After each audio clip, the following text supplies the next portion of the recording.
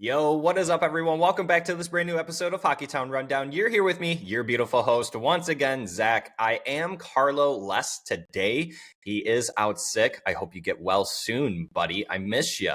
What do we got in store today? Well, I figured today would be a good time to talk about the top 5 Detroit Red Wings prospects in their current pipeline. Just based on total points, I felt like it was a good time to highlight some of them and what they are doing in their current seasons with their current teams right now. On top of that, I will be touching on the most recent games that the Detroit Red Wings played. They have been out west with some good and some bad as well. And before I jump into that, I want to stop and say thanks for joining me on this brand new episode. Once again, if you are returning, if you are brand new, thank you so much for stopping by. We truly do appreciate it. If you are watching or listening to us on YouTube, go ahead and hit that subscribe button, hit the thumbs up, hit that notification bell. That lets you know when these brand new episodes come out. You can also find us on Spotify and Apple Podcasts. Rate us a 5 stars, hit that follow button. You guys know what to do. You can find us on all the major social media platforms like Twitter, X, Instagram, all those places. With that being said, go ahead and give us a follow and let's get this episode underway. And to start off, let's talk about the recap of the games. The Detroit Red Wings did beat the Los Angeles Kings in LA 4-3 in a shootout. It was really weird because the Red Wings were going to leave with just 1 point, and then the league said, hold up, pump the brakes.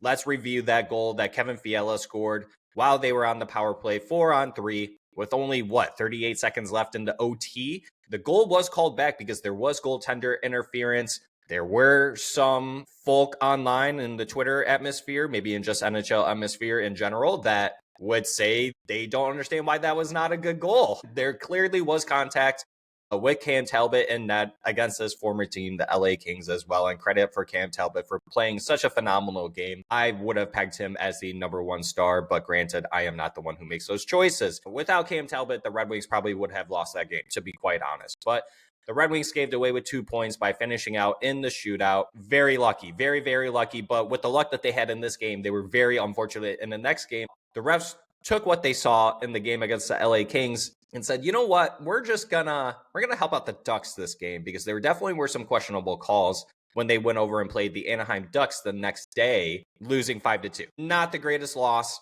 but there seems to be a common theme here with the Detroit Red Wings and some of their losses, minus against the New York Islanders, but you can insert Matt Schaefer in there, the former number 1 overall pick in the most recent NHL draft, where looking at from Montreal and then looking at the Anaheim Ducks, what do those teams have in common?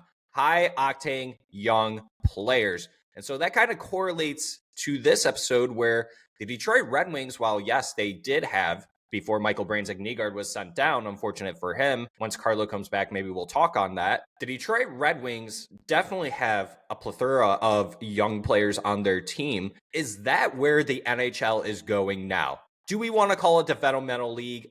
I wouldn't quite say that, but I definitely would say this is a young man's league now. The NHL is getting very much younger, and you can see it based on the speed that these players have, the skill that they have, that once you hit 30, you're old. You can't hang with the young kids anymore. We're seeing it with plenty of players on the Detroit Red Wings, and that's all catered to the bottom 6. I would say that the bottom 6, not night in, night out, I shouldn't say it like that, but a good chunk of the time, they are getting outbeaten by a lot of the younger talent that is on the other team, or just the other team that just has really great talent in general. Granted, I get it. We have to wait for some of these kids, but that is why we are going to be touching on some of these kids that we are expecting to make, hopefully, at some point in time, making the Detroit Red Wings opening night rosters. Maybe that's in 2027, 2028. Who knows? Maybe some trades happen along the line. But let's go ahead and just jump and talk about some of the prospects that may be overseas that we are waiting to see, or some that might already be here. So let's just go ahead and jump into it. And let's start with Jesse Kiiskinen, who in one of his most recent games, he had 1 goal. He was a -2 with 7 shots, 18:36 time on ice, and a 5-2 loss.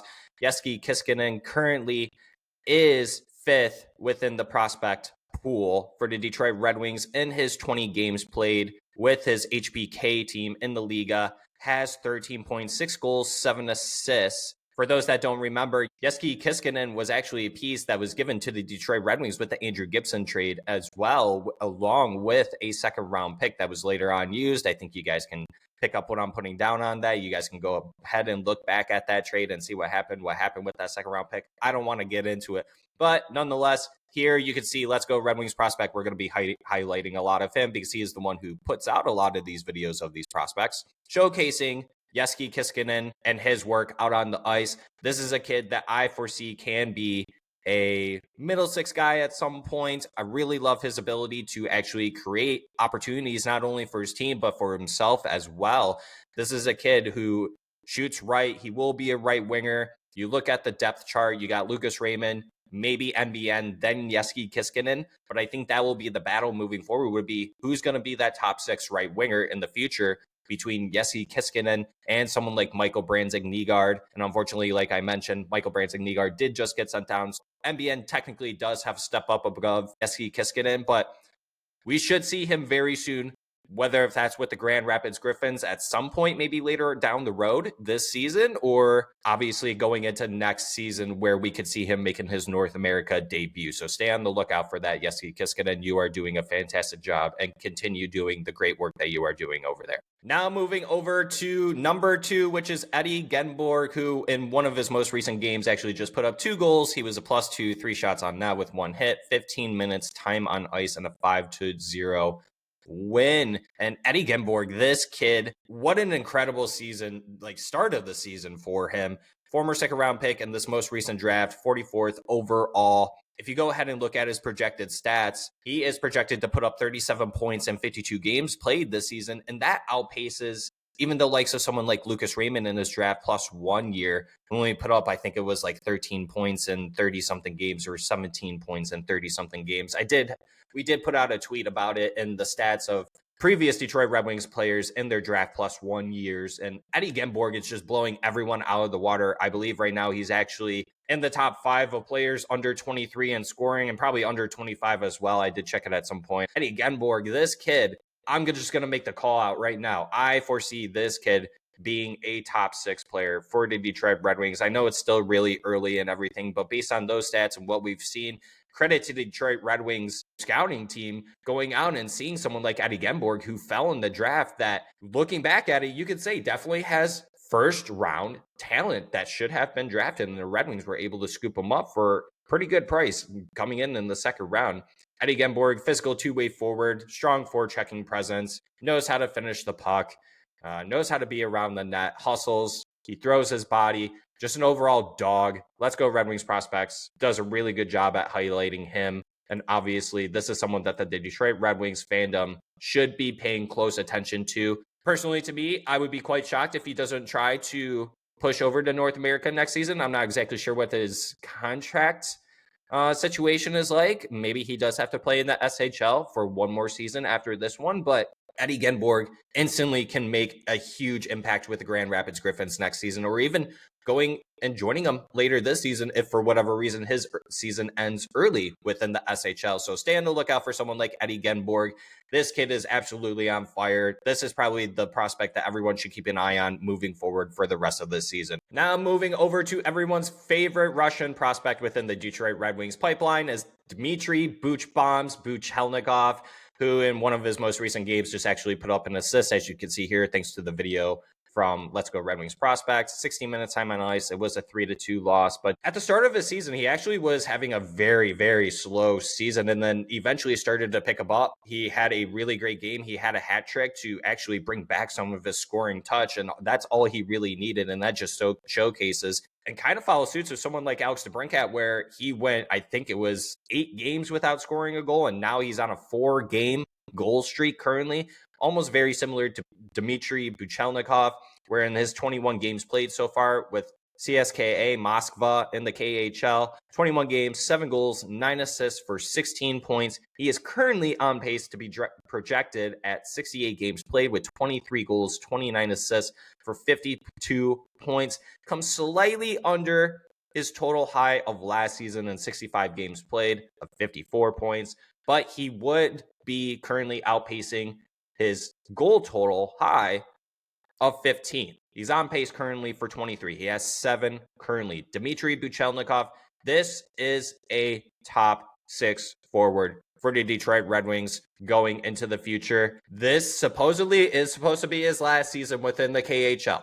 I know a lot of Detroit Red Wings fans are very nervous if he even wants to sign with the Detroit Red Wings. Does he even want to come to North America? I don't know who put it out there. Someone put it out there on Twitter not that long ago that they saw that they commented on one of his Instagram posts. Let's go Red Wings. They liked his comments. Do with that as you will. Take that as you will. I really don't know what to do with something like that. I firmly believe that if you are a hockey player and your ultimate goal is to play the best hockey you possibly can and play in the best league you possibly can, that is the NHL. That is going to North America. And that would mean you coming and playing for the Detroit Red Wings. Dmitry Buchelnikov, I honestly do not see him playing with the Grand Rapids Griffins. I think he instantly makes the jump to the Detroit Red Wings. Dmitry Buchelnikov, to me, dare I say it, I think he would technically be the Patrick Kane replacement. Granted, we call him Booch Bombs. Yes, he's got a really great shot, but his playmaking ability has extremely grown over the years. This kid is offensively gifted. His playmaking ability is off the charts. This kid is going to be a difference maker for the Detroit Red Wings, and I think the league is going to be very surprised once he does make his NHL debut and the type of impact that he does bring for the team, especially with the team next season. It's no secret that the cap's going up. You're going to have a lot of roster spots as well. You are going to have to insert plenty of rookies on there. You can go out in free agency. You can also make some trades. But as we've seen in free agency, all the good players have really been taken. No Jack Eichel, no Connor McDavid, no Kirill Kaprizov, no Kyle Connor. Really, the only one that's still available is Jason Robertson. And even then, really, I would not count on that. The Detroit Red Wings prospect pool is certainly in a good spot. The Detroit Red Wings as a whole are in a really good spot. And granted, as I just mentioned, with the cap going up, you do have to meet a certain floor at that point. However, with players like this and then inserting players like ASP, you still have to sign Simon Edmondson. I'm kind of going down a rabbit hole with this, but nonetheless, adding someone like Dmitry Buchelnikov onto the Detroit Red Wings, whether if that's later on this season, if his season ends early, or if it's even to start next year, I firmly believe that someone like Dmitry Buchelnikov, Booch Bombs, will be making the Detroit Red Wings opening night roster to start the 26-27 season. Now moving over to number 2 is Brent Solomon. Brent Solomon is actually quite a sleeper this year, I think, for most people. He is playing out of the USHL. He is playing for the Sioux Falls Stampede. Currently with 18 points in 14 games played. He's got 9 goals, 9 assists. And Brent Solomon, a former 4th round pick actually in this previous draft. He was 109th overall. He's currently on pace for 62 games played with 40 goals, 40 assists for 80 points. Brent Solomon, you dog. And then this highlight that Let's Go Red Wings prospect shows off. He's got a +1, 1 assist, 2 shots on goal with a 5-2 win. Brent Solomon is someone that I think a lot of Red Wings fans are going to be surprised about. He's someone who brings a downhill attack. He's very precise. He's got a lot of volume on his shooting. He elevates his board to middle habits and just overall just a consistent player, it seems like, based on what we see on these highlights and these clips that people like Let's Go Red Wings prospects are putting out there. Someone like Brent Solomon, what is the potential that he can bring? I saw someone bring up a Jason Marchessault type, if that's what he could be, fan-freaking-tastic. I absolutely would love that. I think the Detroit Red Wings would absolutely love to have something like that in their prospect system and on their team moving down the line as well in the future. He is a right winger. He does shoot right. He's 6 foot tall. He's 172 pounds. Still definitely needs to put some weight on him. He's only 18 years old, though, so sky's the limit for this kid. But if he continues at the pace that he is currently going at, we could see him in the Grand Rapids Griffins uniform sooner than later. But currently, right now, as we speak, he is tied for first in total points in the USHL. It's actually a 3-way tie. Oh, my goodness. And if even Brent Solomon does reach that potential of getting the 80 points in this season, he wouldn't even crack the top 100 of all time per season within the USHL for scoring, which is absolutely crazy. And I know a lot of people don't like to put a lot of stock into this league, but we've seen some pretty good players come out of the USHL that ended up having some pretty decent NHL careers in their time. So another player that you want to keep an eye on, maybe with a grain of salt, so to say. Once again, still just another 18-year-old mid-round pick. Let's just wait and see. But so far, so good. I really love what I'm seeing out of someone like Brent Solomon. And then moving over to the number 1 guy that we have to highlight, would be NCAA player, Detroit Red Wings prospect, second round 2024 pick, Max Plante, playing with Minnesota Duluth. And one of his most recent games, he put up 2 goals, 2 assists. He was a +3, 4-3 win overtime. That was actually against Dylan James, who also had a really great game. But Max Plante, what in the freaking world are you doing over there in Minnesota, man? This kid is just tearing it up currently. If it still stands, the last time I checked, he was tied for first in points in the NCAA this season with 18 points. Now he's got 19 points in 10 games played.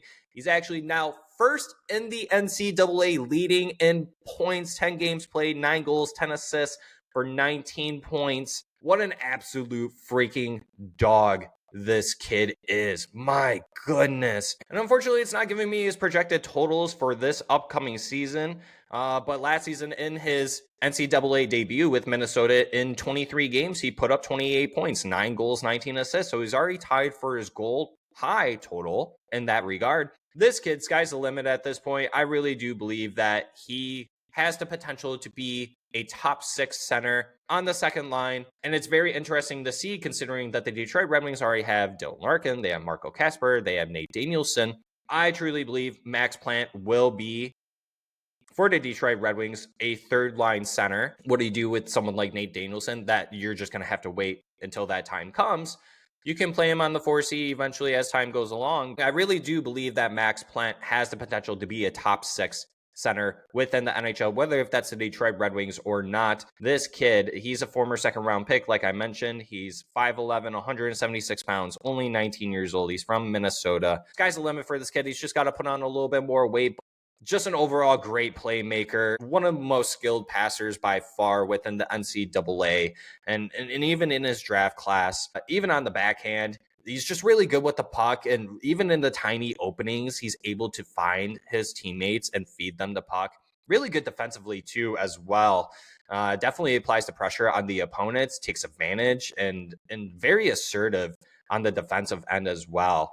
And his shot too is there. It's not just the only thing. Can he play defense? Can he pass the puck? Yeah, but he can also shoot the puck too as well, which is exactly what we need out of every prospect that we have. I think that's something that the Detroit Red Wings, I wouldn't say that they're currently lacking, but the Detroit Red Wings need more players that are going to be willing to shoot the puck. But also, I know I said someone like Dmitry Buchelnikov could be the ultimate Patrick Kane replacement. I don't think I would see Max Plante making the Detroit Red Wings anytime soon, not even as soon as next season. He would more than likely start with the Grand Rapids Griffins. You know, you can play with Carter Bear, you can play with Eddie Genborg. A lot of great prospects over there. And like I mentioned, the Detroit Red Wings will already have Marco Kasper. They'll have Nate Danielson and obviously Dylan Larkin. You can even throw in Amadeus Lombardi in there, but a lot of people seem to think that he would be better suited on the wing. I digress. Either way, someone like Max Plante, very, very excited to see. I do believe that he actually joins the Grand Rapids Griffins once his NCAA season ends. Maybe they make it all the way to the Frozen Four. We're just going to have to wait and see. But this is the player that everyone should be keeping an eye on if they currently are not already. There have been some people saying don't put too much stock in him, but you can't ignore it. You cannot ignore the impact that he is bringing on this team and the type of season that he is having. At 19 years old in his second season with the Minnesota Duluth team, and you're going up against really good teams like North Dakota and Dylan James. Bravo. Bravo, Max Plante. Bravo. And there you have it. Those are the top 5 Detroit Red Wings prospects in their pipeline currently based on total points of this season with their respective teams and clubs, whether if they're overseas or even here in North America as we speak. Eventually, over time, we will hopefully see them all in a Detroit Red Wings uniform. That does not mean training camp or prospect tournament or anything like that. Hopefully, eventually, we see them full-time Detroit Red Wings once they get to that point. It seems that that is the direction that the Detroit Red Wings are going. They want to insert more youth. We saw it with this most recent opening night roster. They included and inserted 3 rookies, and Emmett Finney, who has been lights out, Finney forecheck, tearing it apart. Axel Sandin Palika still trying to figure it out on the defensive ends. I'm not too worried about him. He's still one of the better defensive players on the team. Then you look at someone like Michael Branson-Nygaard. Unfortunately, he did get sent down, but that made sense at the time. It's not a bad decision. He needs to figure it out down there and get his scoring touch back, just gain that confidence back. I do believe that he will be back with the Detroit Red Wings at some point this season. But touching on all these kids, yeah, the Detroit Red Wings prospect pool is in such a good, healthy position. And you look at it from the perspective of a lot of these people that were calling out Steve Yzerman and the draft team, the scouting team, fans are just impatient. We are seeing the benefit of the patience that we had up until this point when Steve Yzerman came into the Detroit Red Wings club back in 2019.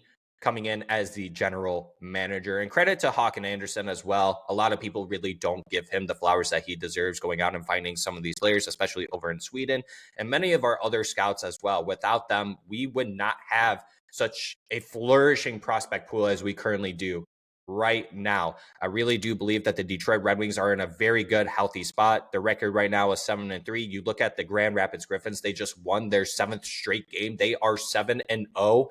But yeah, once again, the Detroit Red Wings in a very good position. If you think that Steve Yzerman and the Detroit Red Wings are being too lazy, they're being too slow, just wait until next season when the cap's going up. Go look at the roster spots that are going to be open. We're going to be moving on from a few number of vets. There's also more than likely going to be some trades. I do believe, going back to what I said at the start of the season, looking back at the losses that we had against the Montreal Canadiens and the Anaheim Ducks, both very high-octane young teams, cerebral players that just come in and attack you. And unfortunately, showcase the Detroit Red Wings are not necessarily built to hang with that kind of speed and that high-octane offense that teams like Montreal and the Anaheim Ducks bring. But eventually, that seems to be what the Detroit Red Wings are aiming for. We see that with players like Emmett Finney, ASP, MBN, who is no longer on the team, but that's okay.